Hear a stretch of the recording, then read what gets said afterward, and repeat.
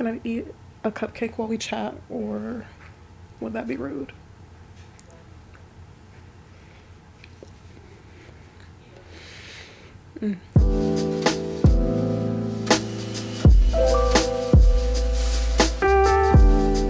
What's up? It's your girl Serena Marie, and today we're talking about Stay Close by Harlan Coben. Like, I cannot remember this man's name.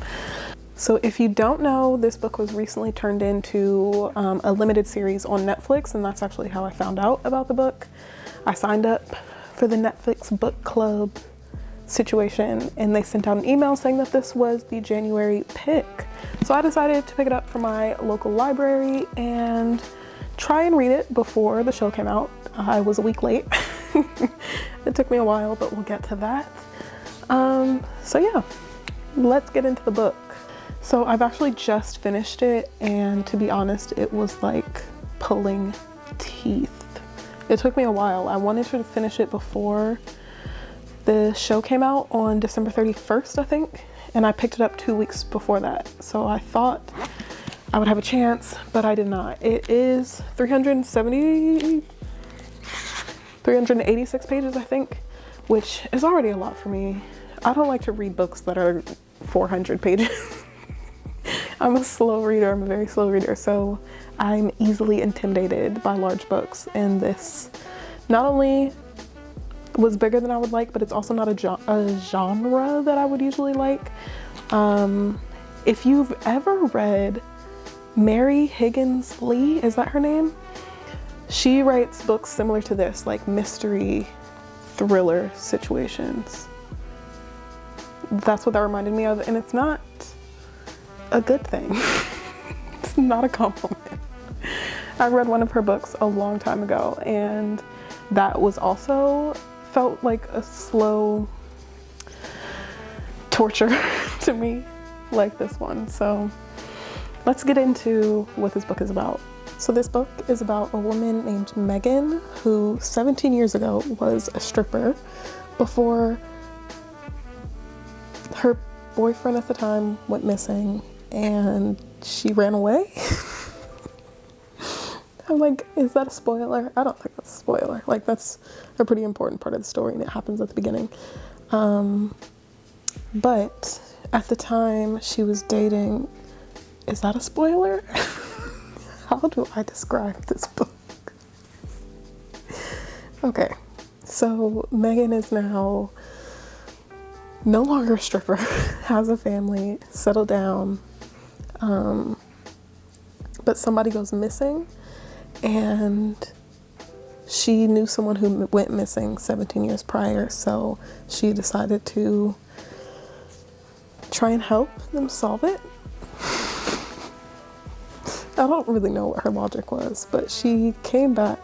To clarify, she came back into town because somebody told her that her boyfriend, who she thought was dead 17 years ago, was not dead. They said that they saw him, so she came back in order to figure that out.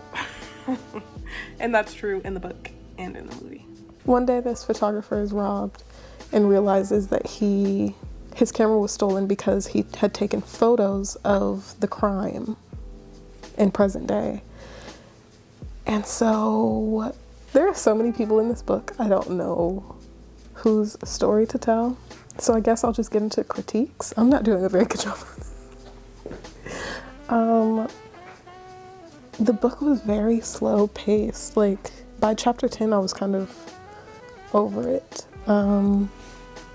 It felt like every chapter they were introducing a new character, and you had to get their background story before you could actually get back into the story, and it was just a bit boring. I took notes while I was reading. Not baby sheep giving birth, okay. When the detective in the book goes back to the strip club where Megan worked, the staff there were so goofy. Like, it was kind of a mess, and I'm wondering if they're going to depict that goofiness in the show. Like, the series is more serious, it seems. So I'm really curious if that will be something that carries over. I feel like, and I didn't have like a lovable character while reading this. There wasn't somebody whose storyline I was actually interested in finding out about. I just wanted to know who the killer was. Like, I feel like they wanted you to think the detective was charming, or maybe Ray, or maybe you're supposed to like Megan. I don't know. I didn't like anyone, actually. There's one part of the book, I wrote the description of the deputy's poem. Oh no, it autocorrected. So the deputy in the book is dating a porn star, and the way they write about it was just very strange. I didn't like it. Another thing I didn't like, by the time I got to chapter 10, I realized this was a revenge situation, and then I was ready to figure out who was getting revenge, but then things slowed down again. Like, it was really good. It wasn't really good. There were parts around chapter 10 that I really liked, and then it fell off, and the rest of it was really hard. There's a scene in the book where a woman is being tortured, for lack of a better word, and to get information out of her. Like, these people were hired to try and get information from her, not Megan, somebody else. And the way that it's described, the way that it was described, you know, when you're watching something, you can look away. When you're watching something, you can look away. But when you're reading something, you can't. Like, I couldn't just be like, oh, let me skip down to the next chapter, because there could have still been stuff in there that I needed to know. But reading the torture scene was cringe.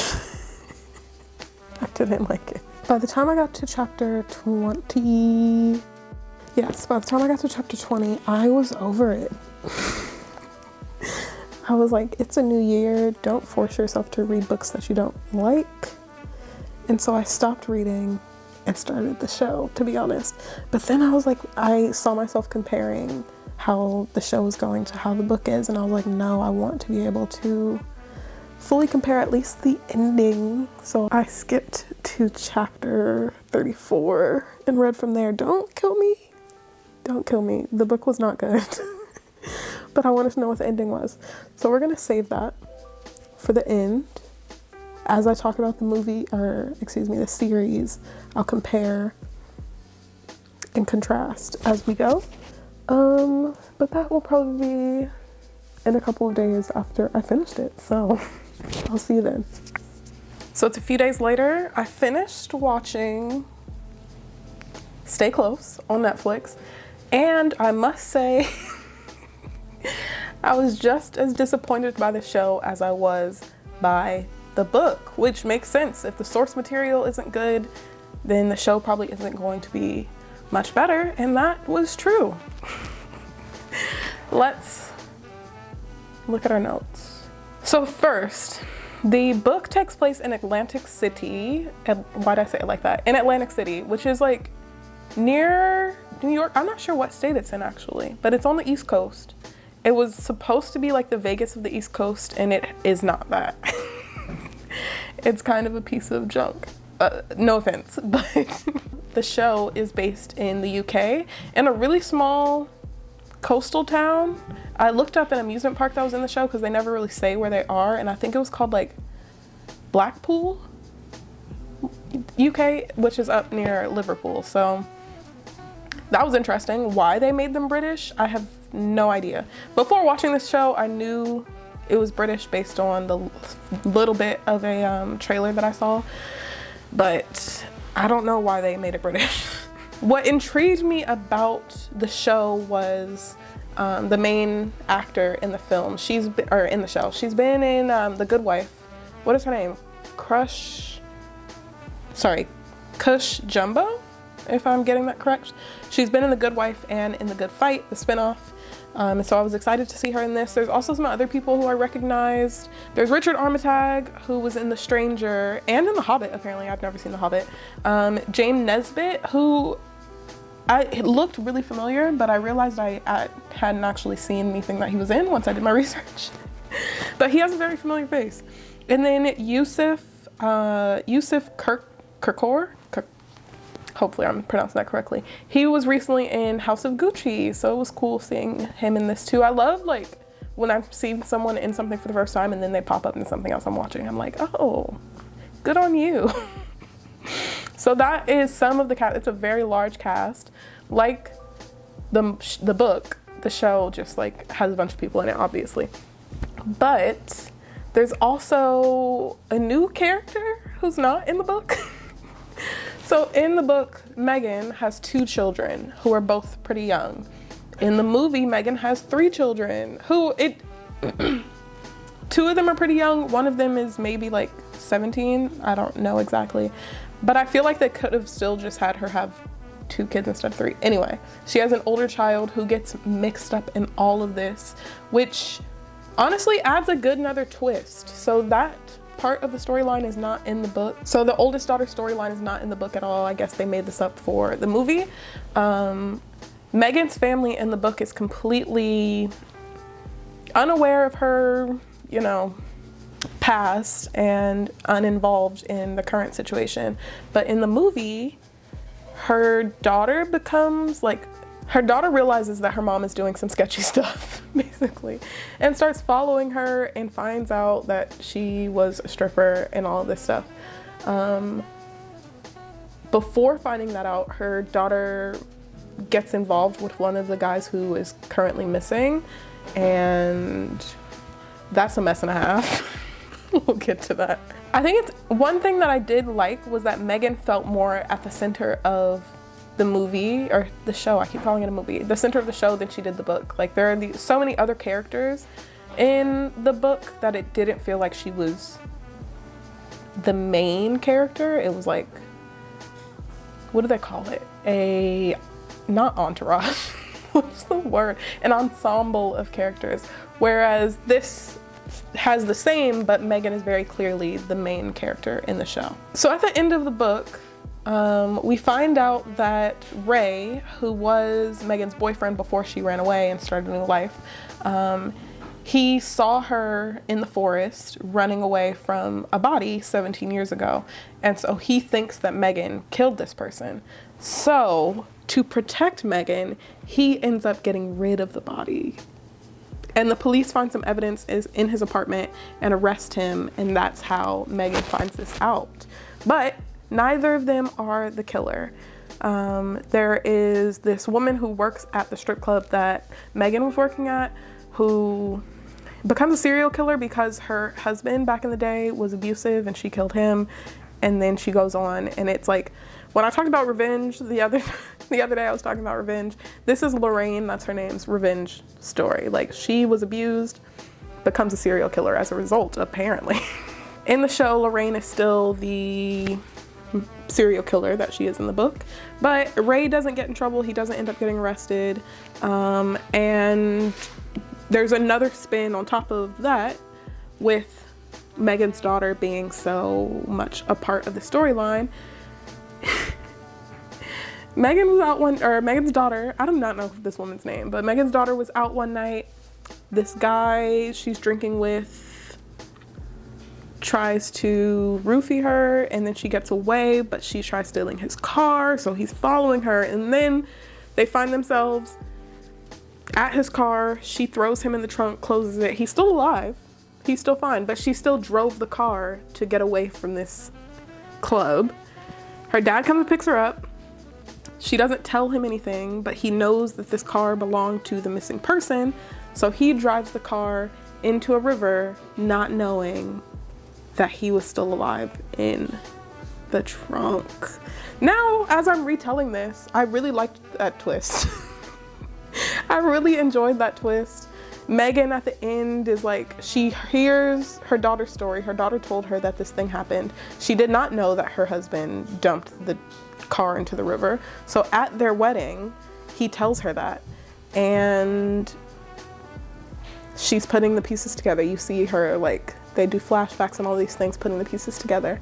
And I think that was the only part of the show that I actually liked. The rest of it, I didn't really like. One thing that was different also, from jump in the book, Megan and her partner are married. Like, the story starts and they are a married couple. In the show, they had been together for 16 years, had 3 children, but they weren't married. And I don't know the intention behind it. Part of me wants to think it's because it makes her making out with another man. Like when her and Ray reconnect, her ex from the past, I feel like it's less controversial because she's not actually married. Had she been a married woman and made out with this guy, it would have been like, what are we doing here? But because they were not married, maybe it was okay. Other than that, I don't know why they would have had them not be married. Yeah, I don't know. One other thing, there is a character named Barbie and Ken, 2 characters named Barbie and Ken, and they are hired by the missing guy's father to find out what happened to him. But they, what's the word for it? They're like tough guys, but they look like Barbie and Ken. But they're murderers. In the book, reading the torture scenes, it's hard because, like I said, I couldn't look away. In the show, I don't think it's as violent as it was depicted in the book, but they're weirder. So Ken and Barbie meet, in the book, Ken and Barbie met at church camp, and there were guys at the church camp who were like being shady, and Ken had a crush on Barbie, so he would like beat these guys up, and Barbie got a kick out of it. So they became these like rough guys, like, I don't know, started torturing people. They got caught up because they beat up somebody who worked for like a mob or was the son of a mob boss or something. And they were like, hey, instead of killing us, let us kill people for you. So that's how they got into it. But in the movie, they're in a theater program. So they took the religion out of it. They're in a theater program, and that's how they met. And Barbie she was an understudy and she wanted to be the lead. And so she cut this rope that the lead was hanging on during the play, and she fell, and I don't know if she died, but she couldn't be in the play anymore. So Barbie got promoted to the lead, and she and Ken bonded over that. In present day, they like break out into song in one scene. They're dynamic. I don't know what it is, but they're weird. And it made me uncomfortable. Yeah. All in all, I mean, that's the show and the book. I was way more excited to do this video before I read or watched any of it. But I committed to doing it, so we're doing it. And here we are. It was a waste of time. I do not recommend reading or watching Stay Close. So this was a part of the whole Netflix book club thing, and I'm surprised that Netflix hasn't released their video yet, like talking about how this show was created from book to screen, because that seemed like that's what they were going to be doing, like they did for Passing, but that has not happened. So when that does, my camera battery died, but like I was saying, Netflix has not released that video. When they do, I'll probably link it in the description and we can talk about it in the comments. But until then, next time, I'm really excited for this next video that I'm doing, because we will be talking about the book and movie adaptation of, why can't I remember the name of it, The Lost Daughter, which just came out on HBO, I think, starring Olivia Colman. What is my memory? I think that's her name. Anyway, make sure you subscribe so you can see that, and I'll see you in the next video.